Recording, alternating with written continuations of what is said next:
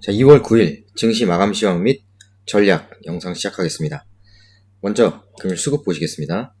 외인 기관, 금일은 이렇게 골고루 양시장 매수하는 모습이었습니다. 하지만 금액적으로 그렇게 큰 금액은 아니었다는 점.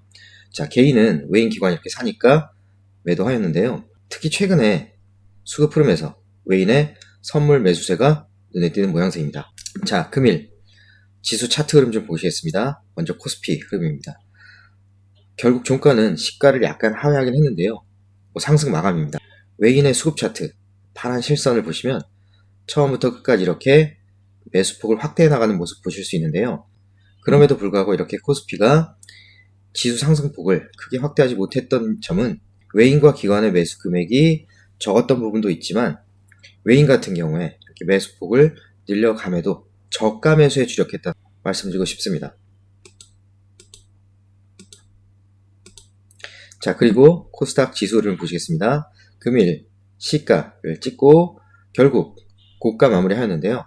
보시면 오후장 들면서 저점과 고점을 이렇게 높여가는 모습을 보실 수 있습니다. 외인 수급 차트를 보시면 파란색 실선 보시면 마찬가지로 코스피와 비슷하게 갈수록 장 마판으로 갈수록 매수폭을 확대하는 모습 보실 수 있습니다.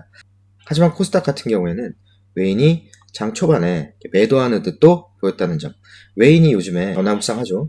오늘 그래서 결국에는 지수는 코스피 플러스 0.81% 상승, 코스닥은 1.7% 상승으로 마무리 지었습니다. 나스닥 선물은 금일 하루 종일 상승으로 보였는데요. 현재 0.43% 시간 외 비교적 큰 폭의 상승 보이고 있습니다. 홍콩 같은 경우에 2% 가까운 상승이 나오는 점에 비하면 우리 증시는 조금은 아쉬운 면이 없지 않습니다. 자, 그리고 금일 수급 관심주 보시겠습니다. 삼성전자, 제가 어제도 좋은 자리다 말씀을 드렸었죠. 기관과 외인이 골고루 매수 나왔습니다. 오늘 포스코, 그리고 밑에 11번째 동국제강, 이런 종목들, 철강 금속 업종이 굉장히 코스피 좋은 모습 보였는데요. 포스코 같은 경우에도 5.62%나 상승하면서 기관 외인 매수가 나오고 있습니다. 자, 원자재 가격 상승과 더불어서 이런 포스코나 동국제강 같은 경우에 바로바로 가격을 전이를 많이 시킵니다. 상품 가격에. 그러니까 SK 하이닉스도 매수를 이렇게 하였습니다. 그다음에 현대건설, 대한항공, CJ 대한항공 같은 경우에는 아시아나와 합병 승인안이 진행이 된다, 이런 뉴스가 나오는 부분이 있습니다. 그다음에 CJ 같은 경우에는 금일 9.52% 상승을 했는데요, 급등을 했는데요. CJ 원래는 이 물적 분할을 진행을 하려고 했었습니다. 물적 분할은 뭐냐면 LG화학에서 LG에너지솔루션을 이렇게 나눈 것처럼, 사실 물적 분할은 별로 긍정적이진 않습니다. 주주 입장에서는 잘 된 사업부를 자꾸 나누는 거니까요. 그러니까 회사 입장에서는 사실 주식팔이 하는 것도 아니고 그렇죠. 그런데 이 CJ 그 물적 분할을 다시 좀 고려를 해보겠다, 안 하는 방향으로 좀 고려를 해보겠다, 이런 발표 뉴스가 나오면서 급등을 한 모습입니다. 기관과 외인이 샀죠. 신세계, 그다음에 미래에셋증권, 현대해상, SM 같은 경우는 제가 얼마 전에도 단타 쳐보시면 좋을 것이라 말씀을 했는데 오늘 3.93% 상승이 나오고 기관 외인 골고루 매수가 들어왔습니다. 자, 금일 업종별 메이저 수급 현황 보시겠습니다. 먼저 코스피 보면 외국인 기관 매수를 했는데 기관은 금융투자 매수를 하였고 연기금 매수를 했다는 점. 투시는 조금 팔았네요.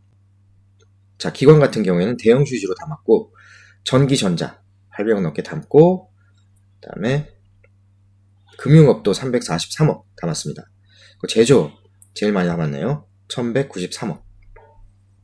외인 같은 경우에 보시면 대형주 위주로 담았습니다. 그리고 중형주, 소형주도 골고루 담았는데 외인은 결국에는 전기전자와 최근 제가 강조드리고 있는 금융업종 위주로 담은 점 보시면 될 것 같고요. 그 다음에 코스닥 보시겠습니다. 외국인 기관 조금씩 담았는데 금융투자, 투신, 연기금 골고루 담았습니다. 외인은 제조업 위주로 많이 담았고 IT 하드웨어, 화학업종, 제약업종도 담았습니다. 비교적 골고루 담은 면이 있죠. 기관 같은 경우에는 마찬가지로 제조업, IT 하드웨어, 그리고 전기전자 업종 이렇게 많이 담은 모습을 보실 수 있습니다. 금일 삼성전자 차트를 좀 볼게요. 자, 삼성전자 차트를 다시 한번 보시면 제가 전일 이런 짝꿍둥이 바닥 형태가 나오는 것 같다 말씀을 드렸는데 금일 양봉이 이렇게 나온 모습입니다. 양봉이 나왔습니다. 여기서 이 부분에서 좀 지지를 해주면서, 바닥권에서 지지를 해주면서 상승으로 방향 전환을 했으면 하는 마음입니다. SK하이닉스도 기술적으로 저항선 뚫고 다시 올라서는 모습 나오고 있는데요. 일단은 조심스럽긴 하지만 그래도 약간은 시장에 대해서 긍정적인 기대를 해봐도 되지 않나 싶은 생각도 드는 시점입니다. 자, 인플레이션으로 인한 강력한 긴축 정책 경계감으로 미국 10년물 금리는 1.96%대로 2019년 말 이후 최고치를 경신하는 등 상승세가 진정되지 않고 있습니다. 금리 상승은 말씀드려온 대로 경제 성장의 신호이기도 하지만 최근의 금리 상승은 연준의 경제 긴축 정책 가속화 불안 영향이 더 큰 것으로 보입니다. 10일, 그러니까 목요일 1월 소비자 물가 발표 이후에 2%대 진입까지도 열어둬야 하는 상황입니다. 2%대는 심리적인 저항선으로 인식되고 있는데요. 2%대 도달하면 일단 반향은 있을 것으로도 보입니다. 근데 사실 말씀드려온 대로 연준의 매파적인 스탠스로 인한 충격은 1월 상당 부분 증시에 반영이 되어 왔고 또 이미 시장은 식상한 재료로 인식하는 부분도 있습니다. 전일 미 금리가 최고치를 경신함에도 미 증시는 아랑곳하지 않고 상승했고 주요 기술주들까지 상승하며 나스닥도 재차 상승하는 모습이 이를 말해줍니다. 그리고 12월 미국 무역 수지가 807억 달러 적자를 기록했는데 최대 소비 국가인 미국에서 휴대폰, 자동차 등 주요 소비 내구재 수입이 늘어났다는 것은 12월 이후에 미국 공급난이 완화되고 있음을 보여줍니다. 지속 말씀드린 대로 금리 상승, 고인플레 구간에서 실적 베이스로 투자 접근하는 마인드가 더 필요합니다.